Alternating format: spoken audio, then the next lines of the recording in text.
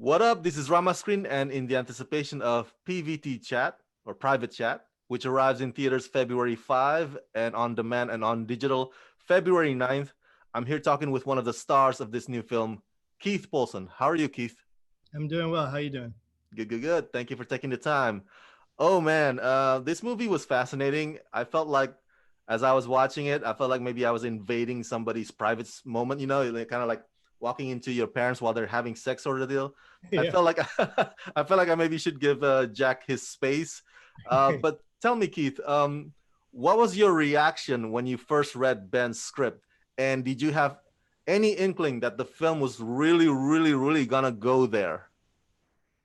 Um, well, first I met up with Ben, like before I even read the script, I just met up with him. We had never met before.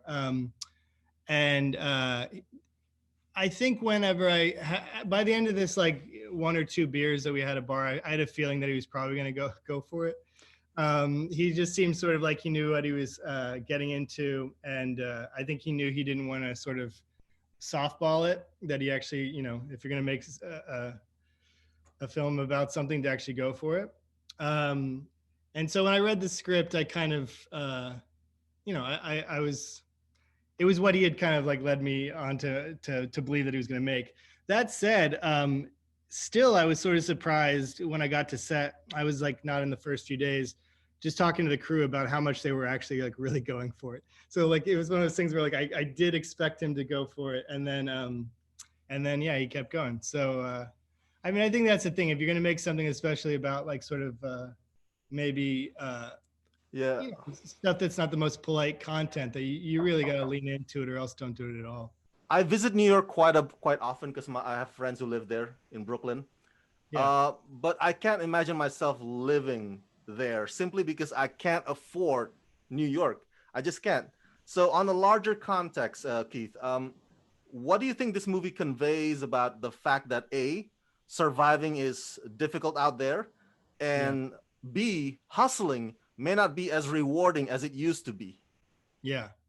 I mean, I think about this a lot too. I've been in New York over a decade now, and it hasn't really gotten easier. And so there is this thing where you kind of you have to sort of examine the treading water. And I have to say, that's like a lot of the kind of cities I feel like have gone this way. I think this idea of like sort of whatever like kind of San Francisco was in the 60s, 70s, or what like Austin was in the 90s, or what, like this idea of like kind of the bohemian places that you go to and live cheap and create. I think like the ones that exist right now, are they're keeping the secret under wraps very well. So I don't know. With the film, I think like personally, I'm like kind of a person who like I never maybe trusted hustling skills enough to just rely on the hustle. Like I've always had jobs, always my creative projects on the side, it like financial way. So I don't know, but yeah, like I wonder if the pandemic and the way New York has shifted, in a year from now, if we'd be kind of talking about it the same way. I'm curious what's going to happen. But I mean, I know so many people in New York that either don't have to hustle and will never have to hustle because of certain, what you're born into, and other people that are just like constant hustlers. And at a certain point, I feel like that becomes kind of a way, not just for survival, but of like operating. And to take the hustle away from a person is to leave them without much of themselves. But where do you live? I'm curious. Los Angeles. It's quite expensive, but not New York Yeah, City expensive. that's not so. I mean, I've lived in New York for a long time. I've lived in the same apartment for 10 years. So you figure out these weird, like, sort of loopholes to exist if it means enough to you, I guess. Yeah. Fran Lebowitz once said that, if you want to live in New York, you'll figure out a way. That's what he says. Yeah, I mean, I know somebody like I ended up here. Just my cousin got a teaching job and needed somebody to sublet a rent controlled apartment. It's like it was I where I was like living down in Texas, kind of waiting for an opportunity to move here, and then when it shows up, you kind of pounce on it, I guess. Let's talk about your character, Duke. Clearly, he's not going to win the best boyfriend award, but does he have redeeming qualities? I don't know if that's for me to say. I think everyone has redeeming qualities. I think that there's definitely a selfishness that you could try and say, ultimately it's leading up to a specific reason and cause, which is this project that he probably does think about as bigger than himself. I think sort of, using somebody else's, even if it's your partner's money, uh, the way, however you want, is pretty irredeemable.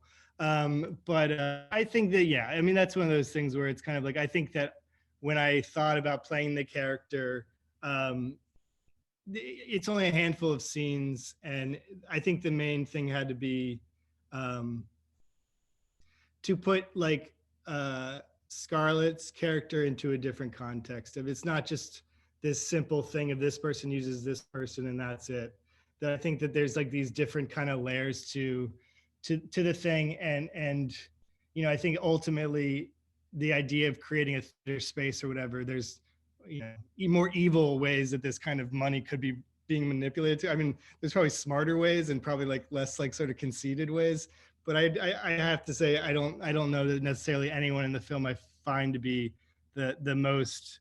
I think there's a lot of people who are very self-oriented. I don't know that I would cast the harshest judgment to anybody in this particular film. And what was your process in working with your co-star Julia Fox to create this on-screen one-sided relationship, if you will, and because Julia is just so mesmerizing on this film. Yeah, I mean, the thing was that like we didn't, we did a read through a couple weeks before we shot, and then I just kind of showed up, and we just kind of, I think that like the first few takes we stuck with the script, and I think that it felt a little bit like rigid, Mm. probably just from like it takes a little bit to like warm up to especially people that you're supposed to play with, something that you have like a long relationship with. It can be hard to kind of just immediately um, have that. And so I think that Ben kind of opened it up to improvising. And then actually, I think the scene that is in where, again, not ruining anything, but where we're at the actual theater space, we shot that. I think you can actually tell if you look at it, but we shot that at a different time where I think that like, for me, that's like the best scene between us in a weird Mm. way, is because I think we just knew each other better. And I think that we like, for her, they had done the whole shoot. So she, I think, understood her arc all the more. But yeah, I mean, it's daunting to go and play a scene like, where that's your partner. She's just, yeah, she's a very magnetic, electric person. And for me, like half the challenge of the performance was just being believable that this woman would be with this guy. Which, there's no absolutes about who ends up with who, but I definitely had that in mind of like, all right, there's got to be something, some kind of like Pied Piper, something very like about this guy that could maybe like have hypnotized this person in a certain way, whether it's emotional or just energy wise. So anyways, but it was really fun. Like she was very sweet to work with, and I had a good time just being around her for the couple nights that I was. Look, I don't have judgments towards folks who engage in sexual private chat room. I don't have judgments towards the workers on the other side of the camera. You do you, boo. We're all just doing our best to get by in this world. But I think when your obsession sucks your finances dry, or when your habit turns into addiction, that's when it can get problematic, right? I mean, is my assessment of this film's theme spot on or way off there? What's your take on it? No, I think that is like I agree with you, and I think it's interesting like doing like talking about the film this week, just because I've been like thinking about it in the context of like all this sort of GameStop and like this kind of like stock market stuff that's going on right now. And obviously within the film there's all this sort of like online gambling that is Mm-hmm. like sort of connected to it all. I think that's the thing, is like I can look at sort of webcams and like I think a lot of people are able to pay their rent for the last 10 months because of like websites like OnlyFans that have really sort of been like a rescue for a lot of people, and even beyond the pandemic. So I think, along with the film, it doesn't feel super like you shouldn't gamble, you shouldn't, look at sort of any this kind of content, you shouldn't perform any of this kind of content. But I think there is a certain thing with like addiction of any kind. Like there's people that like quit drinking and and doing drugs, and then they just become addicted to like exercise and addicted to sex and addicted to this thing.